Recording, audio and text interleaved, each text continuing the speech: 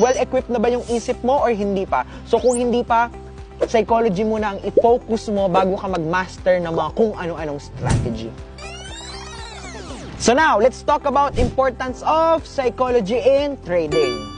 So bakit nga ba importante ang trading psychology? So trading psychology is the psychological aspect of dealing with the trading environment. Sa lahat naman ng mga bagay, emotional tayo. Pero kailangan nating kontrolin kasi yung emotion natin. It is how you frame your mind regarding market events and your own trading experiences. Kasi kapag nag-trade ka ng Forex, it's either you win or you lose.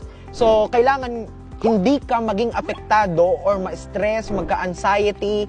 You know, wag kang lamunin ng emotion mo. Kaya importante ang trading psychology. So, it's very important. You can have the best trading system and risk management. So, pwede mong ma-master yon. Pero, without trading psychology, you would still end up losing. Kasi ibig sabihin lang yan, si trading psychology kasi yung bread and butter kung paano tayo makaka-withstand sa mga days kung saan nandyan yung mga boring days ni trading, nandyan yung mga devastating loss.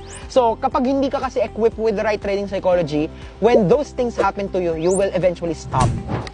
So, how to improve trading psychology? Experience is a must.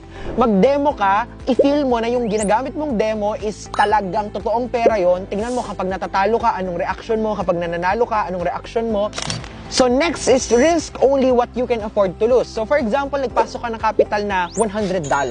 So that's around 5,500 pesos, di ba? So, ngayon, isipin mo lang na out of control mo na yung pera na yun at kahit ano't anong mangyari, okay lang, hindi masakit kahit ma-wipe out ng buo kasi there's a possibility that that capital might be wiped out.